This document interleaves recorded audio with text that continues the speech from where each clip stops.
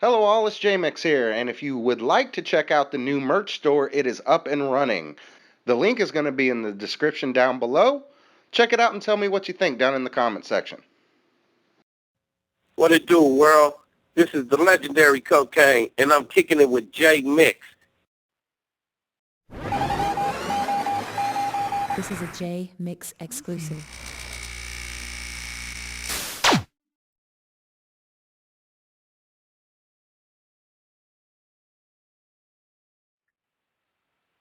All right, what's up, brother?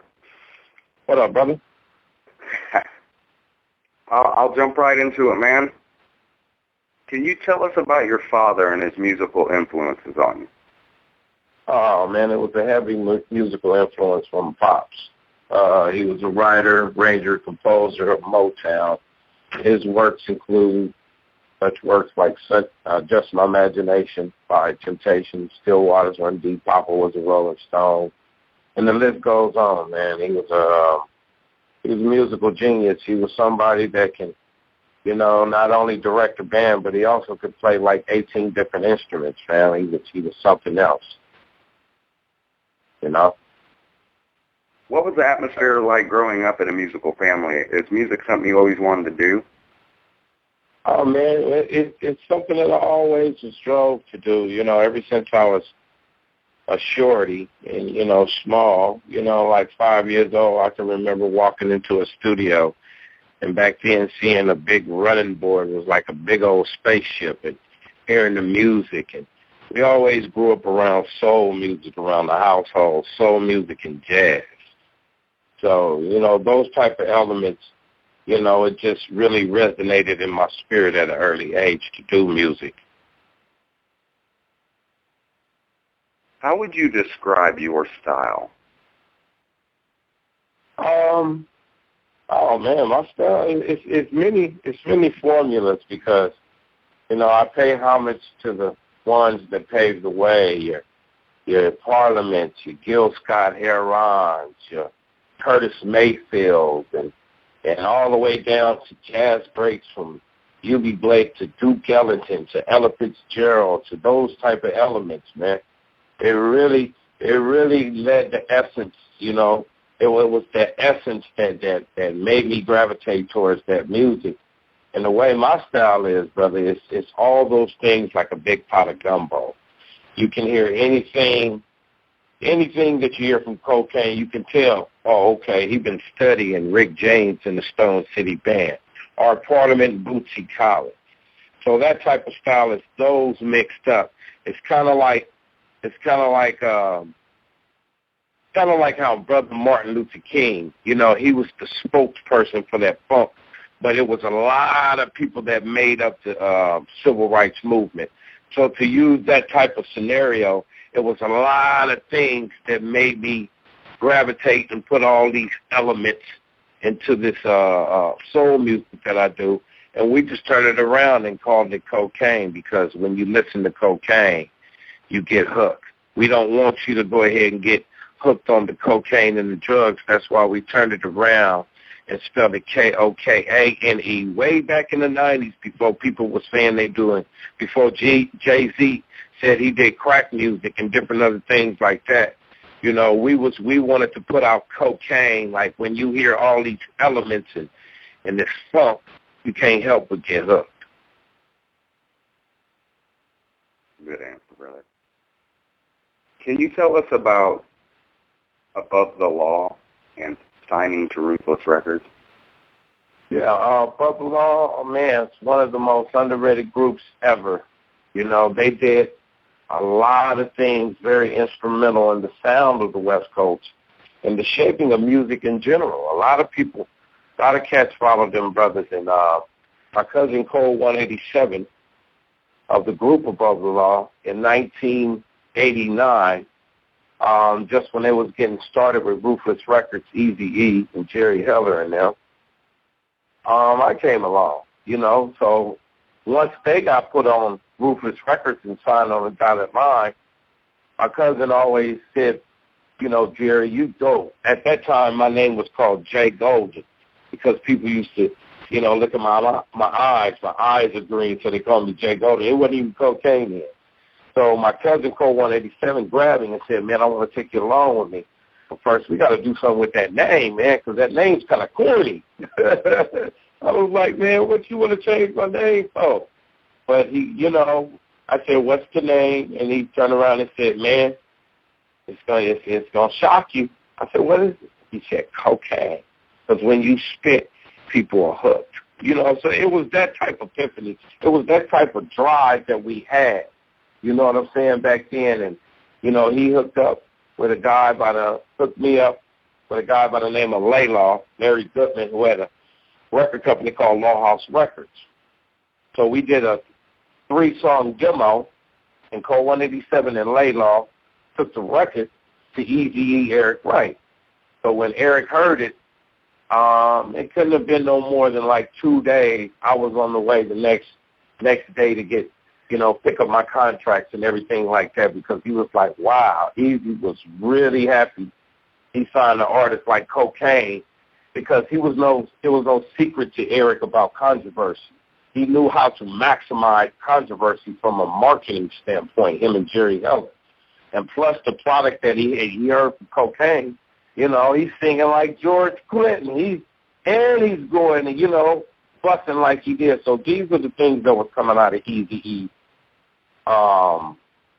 Eazy-E's mouth, like, man, I got my Kokane, man. I got my dope funk dude.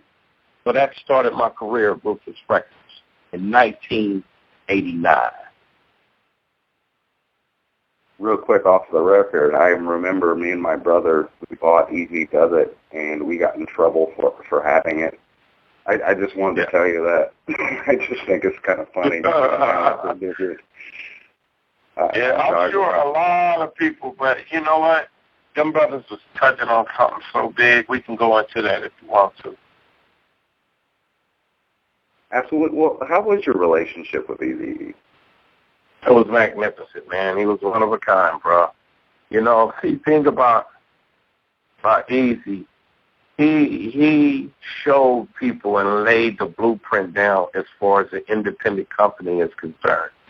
He proved that you can come from a suppressed environment all the way to the corporate board office. You know, he proved you could do all those things and not compromise the integrity of the music to where you come from and how you perceive life. It was just another modern day Marvin Gaye when he said what's going on in the Vietnam War and this different things. Well, according to this season, according to this time, Eric was saying the same thing, and N.W.A. and them was saying the same thing, like the police. It's poor economics. It's more people going to jail. And see, Eric touched on that and maximized that through different other writing talents like Ice Cube, DLC, myself, MC Rand, and the list goes on. And he knew how to cleverly, with Jerry Heller, because you cannot exclude Jerry Heller, they knew how to tap into a market that is going to not just hit them with a rubber bullet, but hit them in the jugular vein. You see what I'm saying? Of social ills and different other things like that from that suppression. And he showed people, if there was no Eazy-E, it wouldn't be no Master P, it wouldn't be no Dr. Dre, it wouldn't be no Ice Cube, not in the likeness that they're living right now. So just knowing him, man, and you feel good around him because it's a new adventure to you. You know, you signing, and then you never had this before. You just got all kind of our white brothers just coming at you, we'll do this, and it's all new to you because you just grew up around a black utopia and you never really seen this. Eric took us out of the ghetto. You see what I'm saying? He took us out of the ghetto, and it felt good because he could still talk our language, but then show us how to deal on a corporate structure. That's what made him, beyond the police and different other things like that, what is the real root to Eric Eazy-E Wright? It's the simple fact that he was an example, just like Obama is an example to the next generation, that you can get about these things called ghettos and this suppression. You don't have to be held down by anything out there like that. So to make a long story short, you know, I learned so much from that brother, and just watch it from a bird's eye view, man. It's the reason why he's a part of me being just as passionate as I already was blessed with it, to continue to go on and touch people and touch people's lives, because it's a whole different other side than just picking up a microphone, being talent. The real primary goal for an artist and yourself is to handle your business, is to be able to understand how business is. You feel me? That's why that man, I will always salute Eric Eazy-E Price. Were you surprised when he was invited to the White House? I mean, come on, man. You done ruffled some feathers. You done went against the grain. You done tapped into the bohemian experience. You done messed with them. You done messed with Skull's thing. You done agitate the gravity against the system. You damn right. I was not surprised. You know what I'm saying? I mean, come on, man. They got to find out what he was about. This, and a lot of people like to turn things into urban legends. Oh, he went to a president. He's a sellout. No, it wasn't like that. It wasn't like that at all. You feel me? They was making some real noise. N.W.A. was making some controversial noise. So it was a demand. And wow, you got the president's attention. That's how big they were. And you got to think in that time. But no rappers, everybody else now can do what they want and have freedom of speech, which is good in music. But back then, it was so tight-knit. You got to realize, these dudes was called niggas with attitudes. Now, that was according to that time. This time is a little bit better because, it's a little bit more open. But that time, it was different. You see what I'm saying? It was like the 50s of the Civil Rights March, but pertaining to rap, though. So it wasn't no surprise. It's just the same question that we can say about Martin Luther King. Are you surprised that Martin Luther King had met with Johnson? So you see what I'm saying? Yeah. Because they looked at Martin also not as a peace dude, they looked at him more as a radical. But yet, you had to meet with him because it's overwhelming. And whenever whenever something like that, Bush wanted to meet these dudes, I'm not going to say they wanted to infiltrate them, they wanted to assassinate their whole characters or whatever and do this.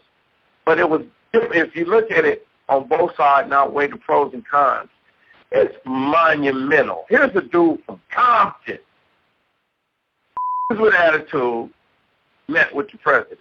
So I keep an open mind, and I would ask the audience to always keep an open mind that, wow, that was amazing according to that time.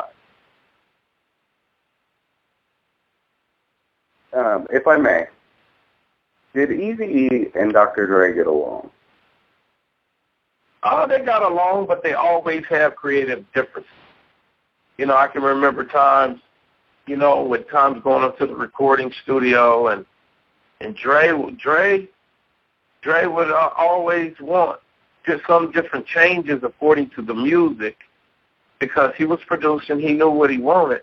But see, Eric ran his company the way he wanted. He ran his company the way he wanted.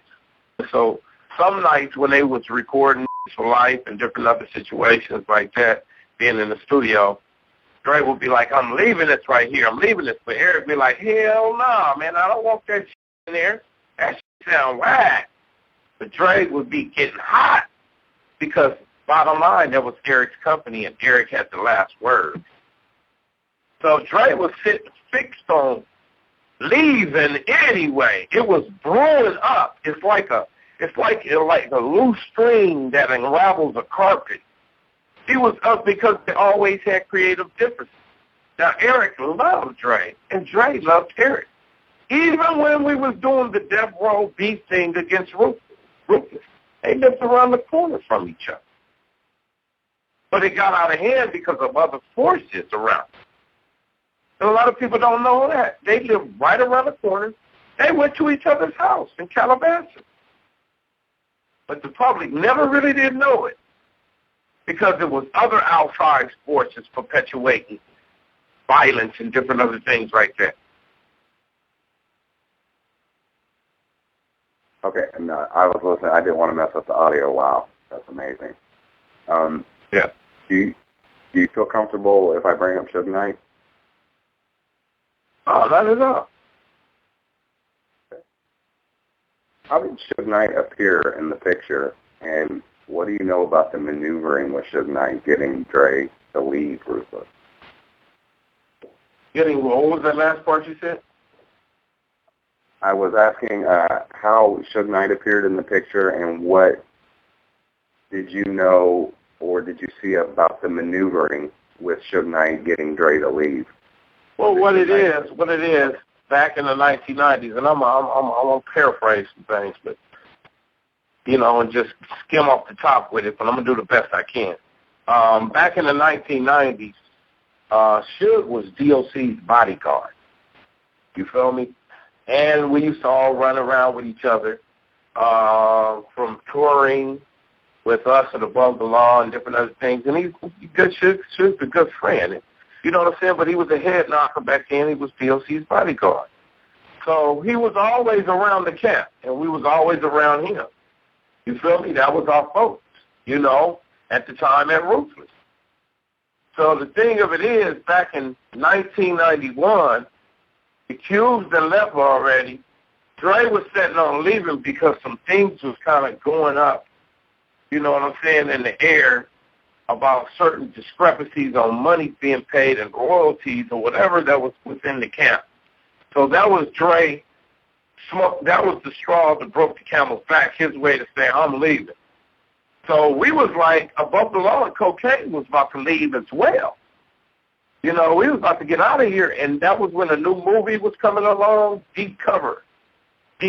So we wanted to get this thing together to where we was like, okay, if Eazy-E at this time, this is what Above the Law and Kokane was thinking, okay, if Ruthless Records is tripping, if Eazy was tripping, because we were blindsided and was fooled that into Eazy was tripping with the money and different other things like that. So once Eazy got wind of it, he called a meeting together. And I remember it like it's yesterday. He called a meeting and said, man, I want to talk to Dre. I want to talk to Butler. I want to talk to Kokane about what's going on so we can stick together and do this thing. It's nothing that we can't iron out and nothing like that. So we actually went to the meeting, Above the Law and Kokane. And Eazy was right there. This was in Inglewood, California. Eazy pulled up, and we all had a meeting. We said, where's Dre? Dre was nowhere to be found because Dre was already planning his move to leave because he was leaving for whatever reason that he had, maybe because he got tired of the creative indifferences, or maybe he seen Ice Cube left and Diggs doing good with the Bomb Squad there. Who knows? But Dre stayed over there, and we stayed over there, and then all of a sudden, it just got bad blood because I guess Suge or whatever, bad blood between Eric and Suge, or Suge and Eric, you know what I'm saying? I really don't, it's a long story. But at the same time, they left. Dre started this company called DEATHROW, and we rekindled our business relationship. When I say we, Above the Law and Kokane, and when we rekindled our business relationship, everything was cool. But then at the same time, everything was cool because Kokane is on the same soundtrack that Snoop Dogg first got introduced on, which is 187 on the Cop. He covered, and I got a song in there called Nickel Slick. So what I'm telling you is actually bridging in the gaps of what I'm telling you. So what had happened is that we felt they took our whole style and essence and everything like that. You feel me? Because when we rekindled our business relationship, the first people that we had on our squad that we wanted to put out Above the Law and Kokane and eventually run it through the Ruthless pipeline, and this was when Dre was tripping, about to leave anyway. You feel me? We, Above the Law and Kokane, Above the Law discovered Snoop Dogg, Nate Dogg already. Above the Law was the first ones to discover Snoop and Nate because they used to come up to our studio with Warren G. So back when we did our business with rekindled our business relationship with E. They didn't have nobody for the move Dre was about to make. So at that time, I was working on my album, and Snoop couldn't wait around for Cold 187 to produce them. So Warren G, Dre's half brother, saying, I got some new groups. I got some artists that we can have to start with this new thing we got called DEATHROW. You see what I'm saying? So they went over there to DEATHROW, and at the same time they went over there to DEATHROW, Snoop, Nate, and all of them, you know, Suge was like, you know, beefing them up. Be like, Ruthless. So we was at the same time, DEATHROW. And that started this whole feud between us. And we felt like, you know, at that time they took our essence, because a lot of people talk about Dr. Dre created G-Funk and different things like that, and I don't take nothing away from him. But that's not the truth.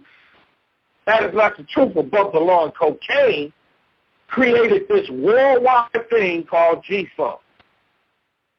Because I remember when Code 187, when Dr. Dre was doing that album, and Code 187 took that man breakbeat, gave him some this, told him to do this, but he don't get that credit for it. A lot of people I don't even know. Not taking nothing away from Dr. Dre.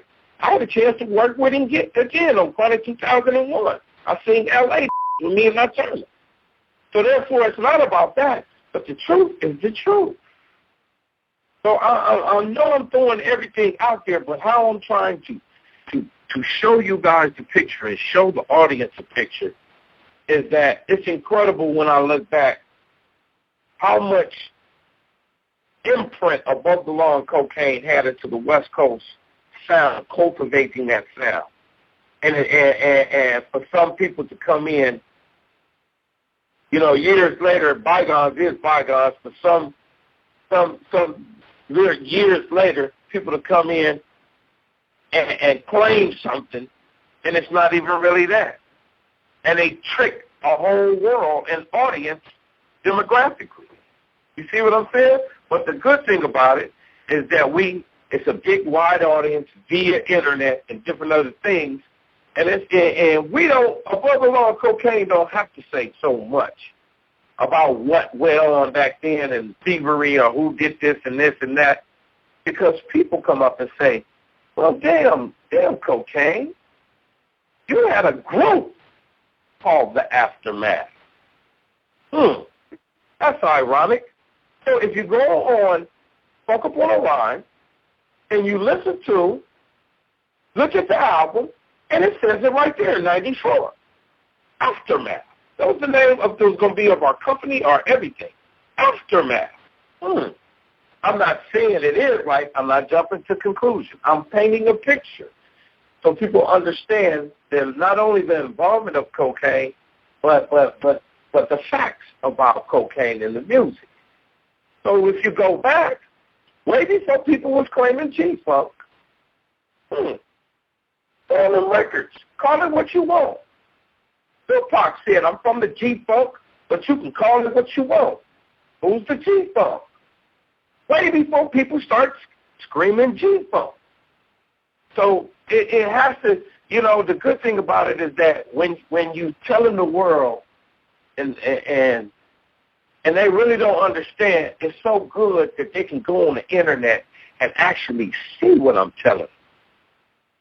You see what I'm saying? So with all and everything, what I'm trying to tell you, to sum it up, to make it all make sense to you, it's a good thing, because at the same time you outweigh the pros and the cons, and years later I learned how to let bygones be bygones, because it was Ruthless against DEATHROW at that time.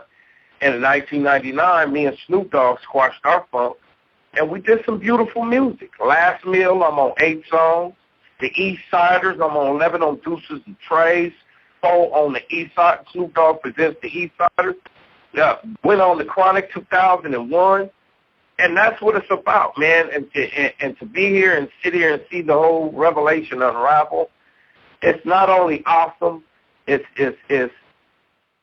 very gratifying. I'm blessed to be able to tell this type of story to the whole world, and now they can do their homework by internet and hear the interviews with brothers like yourself. You know what I'm saying? It makes it big for hip hop, especially where we come from, West Coast hip hop, because it's a lot of things that's erased and wrote over. And you know, the good thing about those facts is that when you look at those old records and different other things like that and how everything happened, you understand not only what I tell you, but you feel gratification yourself, like, especially if you love West Coast hip hop. You did? Yeah. There's a slight delay. I didn't want to talk over you. You were talking about Call It What You Want. Last night on Money B's Going Way Back show, Laylaw was on. He told a story where he said that Tupac wasn't even supposed to be on Call It What You Want. Is that true? Yeah. Sure wasn't. Laylaw and them made that happen. You know, because we was always cool because we had a mutual friendship to a guy by the name of Adrian, which he was a manager at Jive and different other things like that. He managed Digital Underground. So we knew Adrian too, you know what I mean? But we got close to Pac because Pac came out here, and when Pac would come out here, you know, he messed with his homies from the Thug, but he was always around us too. He was always around Above the Law and Kokane, him and Money B. Real tough. Is it true that this song was recorded during the Rodney King riots? Which one? The Call It What You Want? Yes. Yeah, we was right there. It's a trip. I don't know if Laylaw told you that one. When it started, and we could have sworn the dude was a truck behind us too. We was right there when it started. Early in the morning, we went to Torrance to get that done, and then I think later that night they record that record. Yeah, they recorded that record. He had touched upon it in the interview. That's why I asked. Yeah. Yeah, but Pac was on. I'm gonna tell you something. Pac was on, man. Excuse my language, but Pac was. Would you like to comment on KMG? I know that he recently passed. Man, wonderful spirit, brilliant writer. Always will be, you know, in my heart, in a lot of people's heart. All that stuff. See, what made Above the Law dope was a collection of all those elements from Hutch. Of course, he was the head. KMG, myself, Gomac, Laylaw, and Chaos. You know, that made up the whole complete package. And Kev was the one that always would come in and say that G shit. You feel me? He was what we call from the streets that G shit. You know what I'm saying? And he was good. He was soft-spoken, and he always laughed. And, you know, the day that he passed, I had a record out with him. It was doing pretty good. It got close to 1 million views right now on YouTube, and it's called Doja. And, you know, that record was starting to pick up. This was just last year.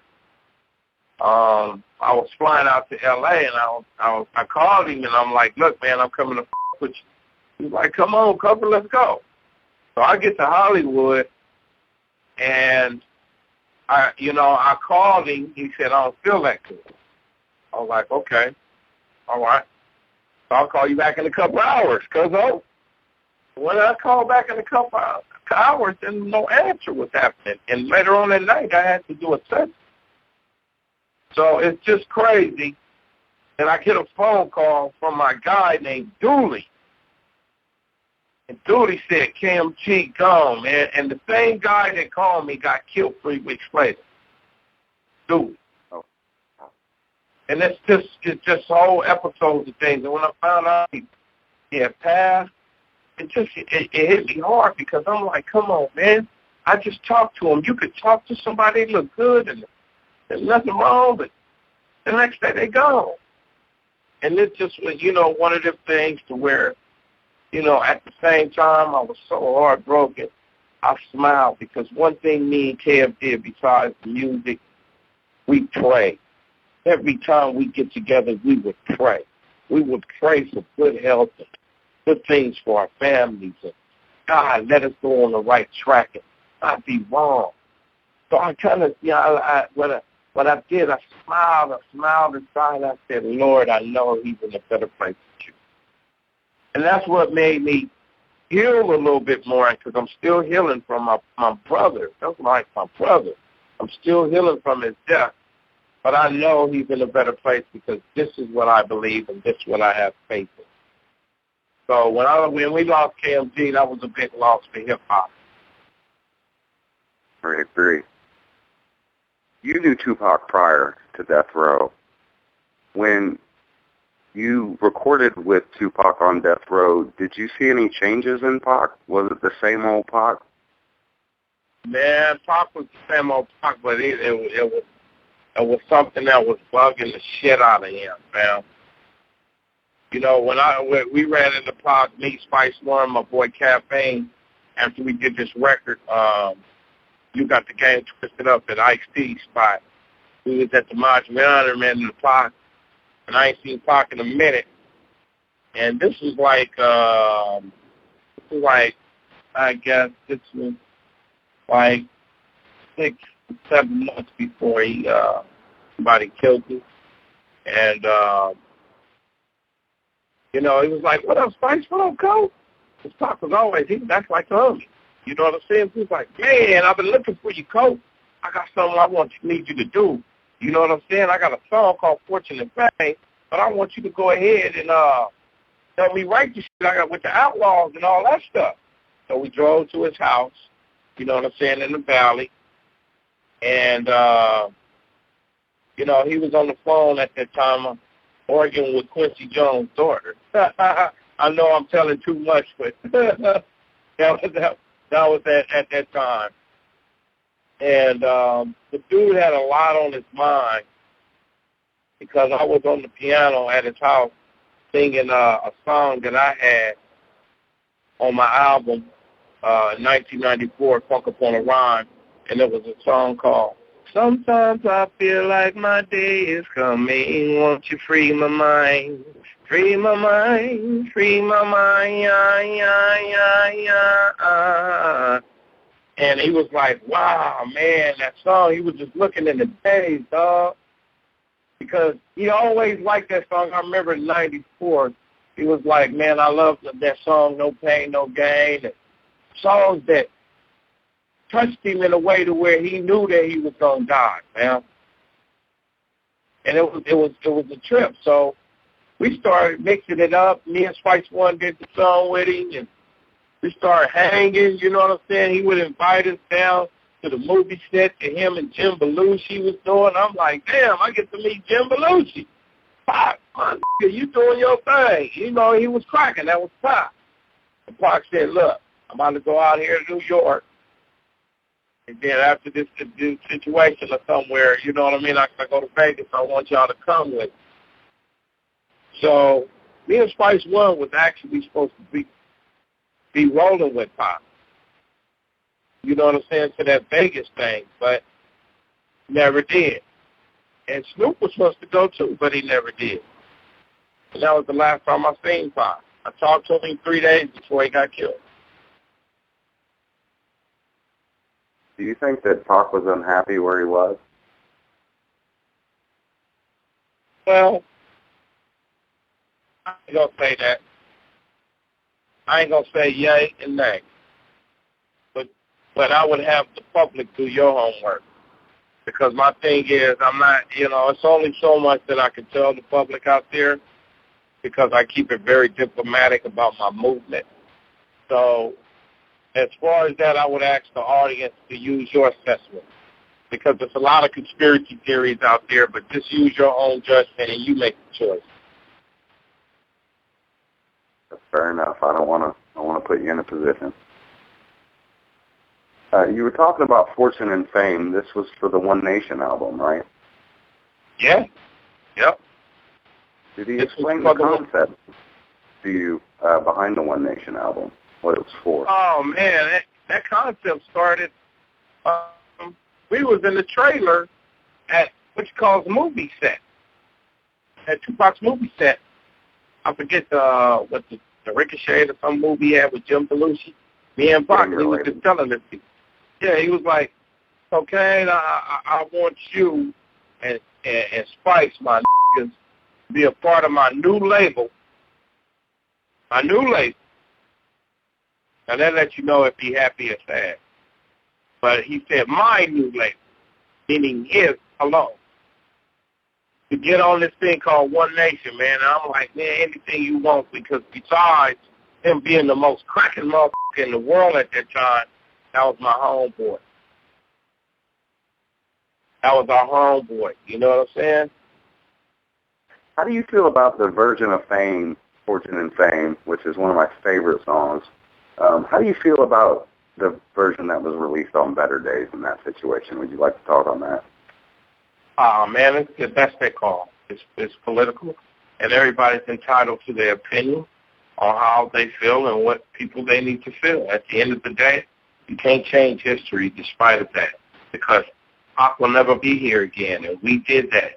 Me and Spice One let that records with the Outlaw at Can-Am Studio, and no matter if you put 50 million motherfuckers on there, you can't change that. You feel me? You were invited to Vegas, but you weren't able to go. Where were you when you heard that Tupac was shot? Oh, that's crazy that you said that, because I was actually at Scotty Brother Records, you know, at that time, and we was promoting our other homeboy that passed, me and MC Yella. You know, DJ Yella of N.W.A, and that was called This Is For The E, you know, that I put out a cut, you know, in remembrance of Eazy Eric Ray. And that's ironic, man, because, you know, we was pushing that project not knowing that we're going to have another big artist in hip-hop go, fam. And it's crazy, man, because I was close and knew them guys. You know what I'm saying? And it's just like the good thing that I smile about is that they always left the imprint. They left the stain on the game, because we all got to go. It's not like you can jump into a secret youth of life lake or a hot tub and be here forever. But the greatest thing to be here forever is to leave an imprint. And it's a trip, because I take that and hold my flag up high, because that's part of my life too. You know, the Tupacs and different other people that are gone, Eazy-E, that's part of my life, because I continue their legacy on as well, through me. What is your favorite memory of Tupac? His smile. His smile, the way what I remember, he was funny. But he was wild. Oh, he was wild. I remember we went up to this spot called Jamaica House. And when we was in Jamaica House, he took out his gun and just started busting in the air. Oh, my God. But if you knew him, he wasn't like that to you. He was wild, but at the same time, with all that wildness and that funny as he was, the most thing that stands out was his intelligence, his way to translate over to anybody, black, white, Chinese, Mexican, it don't matter. He was brilliant. His articulation to translate over to the wider audience, and just he was very see, in my opinion, we lost him too soon, but God still used him. But he could have been the biggest leader, and he could, instead of following sometimes different other situations that he didn't have to follow. He would have been the biggest. I'm sorry, if Pac was around right now, he would be in politics right now. Because all that, and if he was around and things was able to go his way, and likeness of nonviolence, you know, because anger begots anger. I think he would the Lord would allow that shell to come off of him and let his calling, you know what I'm saying, be answered. But in retrospect to that, indirectly his calling was already answered. What do you take away from all the work that you did in the prime of the 90s West Coast music? And what do I take away? Go ahead. No, I'm sorry. What do you mean by takeaway? Well, I mean in the sense that, to me and to a lot of people, that 90s West Coast music is rap music, is hip-hop music. What do you take away from all, the experiences and the work that you did in the prime of that time now? It was,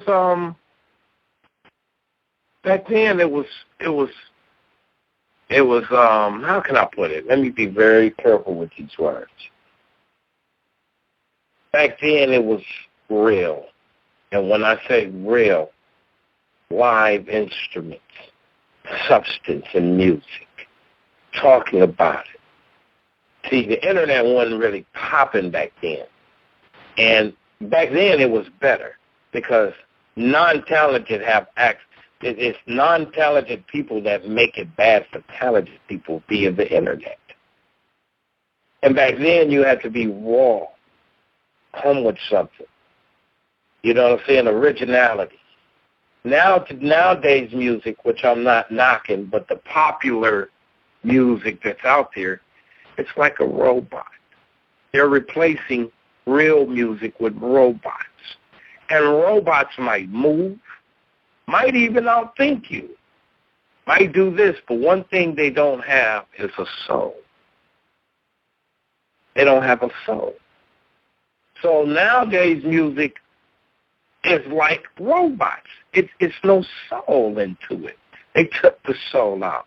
It is people up there, in my humble opinion, that should not be up there, that as big as they are. The game became about propaganda and gossip instead of real music, instead of integrity of music. You see what I'm saying? So the good thing about it is hope. It is always hope into a situation that looks dormant or a situation that looks like the mountain of odds is about to eat it up, and there's no way coming back to real music. But that's turning around. And the good thing about the West Coast doing what they're doing now, because we're following so many other trends, we don't even have an identity. You know what I'm saying? That's coming back around where you got to get your bars up. You got to have some good music.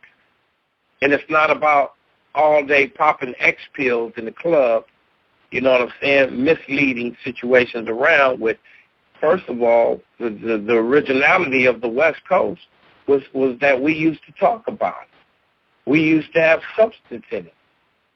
So now people are getting tired of just okay, hanging out, okay, that's cool, and da-da-da-da-da-da. Well, why in the heck did Eazy-E say fuck the police in the first place? Because you know why? A lot of other people can't say it. That was millions of people that would have loved to say it. Why did Ice-T say 6 in the morning? Because of racial profiling and different other things in a suppressed environment called ghetto that us black people got to do just to survive, and the police is at our door. But do you have that now? No. Could you name 10 things of substance from the West Coast during the period of 2007 on up to now? No, you couldn't.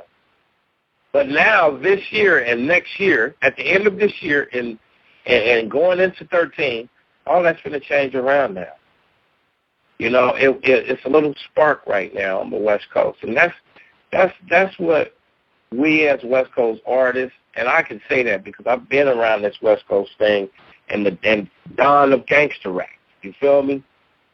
So we as West Coast artists are getting back to having our own identity again because we lost our identity. And that's not knocking the South. That's not knocking East Coast because hip-hop shouldn't be subject to a place of one place. It's worldwide. I wish hip-hop get played on the moon. You see what I'm saying? I want all people of all cultures to embrace hip-hop because that's a blessed dialogue or poetry or literature that God allowed us to express. You feel what I'm saying? So it's a good thing right now what's going on because, myself, you go through this period where you don't be, I went through a period where I wasn't so encouraged about it because it's like, this is what I do, live music, talking about some real melodies. And it seemed like that back in 2007 that really just started dissipating like disco or something. And it stopped. And it's like the new good is really terrible. And you know what I'm saying? The new popular thing out there was terrible garbage music out there. But they put enough propaganda out there to the youth, and they force feed them. They ain't going to have no choice but to like it. So my thing is, it's good because I see hope for music and for the whole music industry, not just hip-hop. That's a part of it. I really see hope because there's no reason why N.W.A shouldn't sell as much records as Rihanna. You feel me? Absolutely. And I know sex sells, that's a big part of it, but come on, man, it's not an excuse back. It's not an excuse. When Michael Jackson, and praise God for Michael Jackson, that's another one of my heroes, they had good music, and they were selling crazy records. You see what I'm saying? I agree. I think, and I don't put me in the interview very much, but I think the West Coast was kind of shunned after the loss of so many rappers, and I think now it's just commercial garbage. And I understand what you're saying. I talked to a lot of people, and I agree that there's no instruments anymore. There's no message in the music. There's no rebellion in it. Like when you said that Eazy-E said the police, that shocked people. Now it's just, it sounds like it's all being cranked out of the factory, and it's the same song being replayed. Yeah, that's just like this, man. It's just like, you can never be, it's just like, whatever it is, the powers that be right now, I don't care if some of these kids are running around 16, 18 years old, talking about using drugs, having unprotected sex. They don't give a fuck because it's a machine to make money, and somebody has to be a lab rat. But it has to get to the point to where you have to reach down inside within and just believe and have hope and change. It's just like and especially as a culture, cannot be comfortable with just a little change. It has to go back to the essence of soul music again. Because if we do, it's just like giving a baby a bottle when it cries, pacify it. And it's the same to go one in hand. And the element of music back when Marvin Gaye and those people were doing their thing was so powerful because it not only touched you and it made you enjoy it on an entertainment level, it was cultivated and crocheted into the suppression to help people change. It was their theme music of motivation when they got up in the morning and didn't have nothing in the refrigerator. You see what I'm saying? So now I dare not to reckon with my reason, but I will say that I have hope for good soul music to come back the way it's supposed to be. I just want to say that was a pretty powerful comment, like you said, about giving them hope when there's nothing in the refrigerator. That was a great. I'm not kissing your ass, but that was a great line. Right on, bro. That was great. I'm happy. Right on, bro. Well, right on, man. Right on to the spirit, as our Indian brothers would say. You did?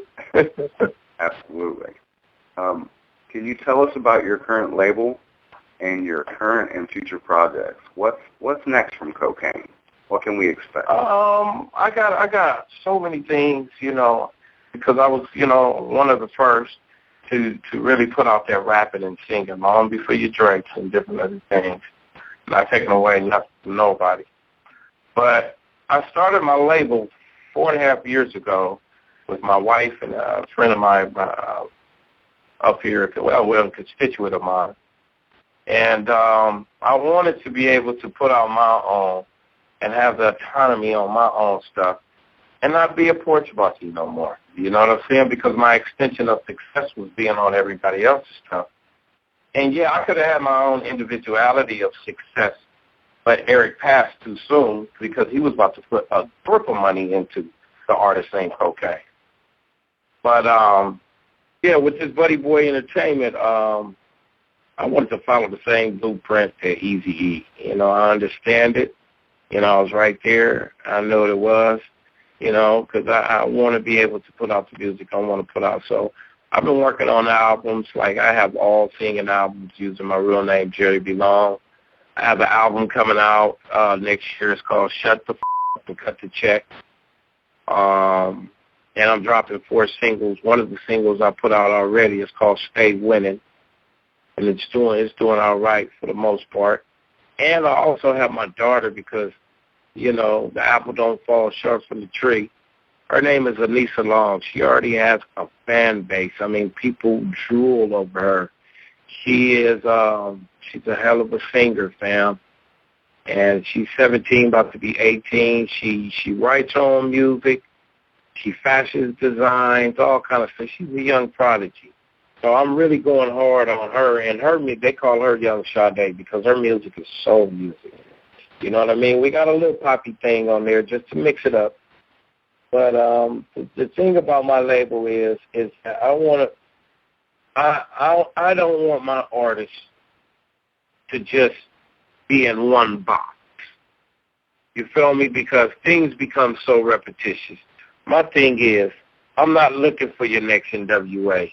because that's over with. I'm not looking for your next Kokane because Kokane's still here, but they done did that already. I'm looking for different things. So what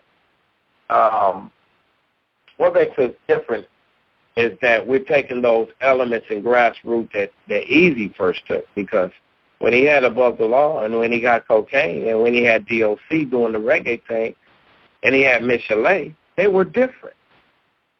You know, my thing is I don't want a bunch of people on my label doing the rah rah rah rah rah. How many excuse my language, but how many you gonna kill in one song? You see what I'm saying? So I want to be able to put out that type of music that's not only gonna have fun, but it's going to be able to touch people. And those are the artists that I'm starting with. And I got some more artists in development right now. Gorilla Dog, my boy Baby Loke. And I'm just taking my time. You know what I'm saying? Because it's about coming out right, not coming out fast. And this label is going to be a force to reckon with, man. We on a $1 billion mission right now. Please believe that. And in closing, do you have a message to the fans? Oh, always remember the OGs, because if you look where it came from the past, you're gonna respect the future. And we have to do that, because when I was young, if I kept my elbows on the table at dinner time, my grandmother would slap the shit out of me. So that tells you that you got to start having respect for your peers that have been in the game, because how you gonna know where you're going in the future if you didn't know where you came from in the past, or you didn't learn where the music came from? So I respect brothers like Eazy-E, KMG, Mac Dre, Biggie. You know what I'm saying, for the most part, because he was our brother despite what went on this planet with him and Pac. I respect Pac, highly respect for Pac, and all our people that are gone, from Rick James to Curtis Mayfield to Marvin Gaye, and the list goes on, and Michael Jackson. You know, love the music, love the art and craft. And then once you love the art and craft, understand the business aspect, because the name of the game is not the music business. It's the business of music. And that's it.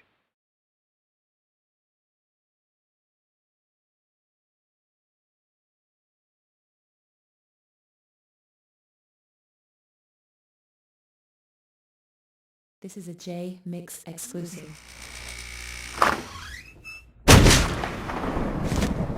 Whatever, shut up.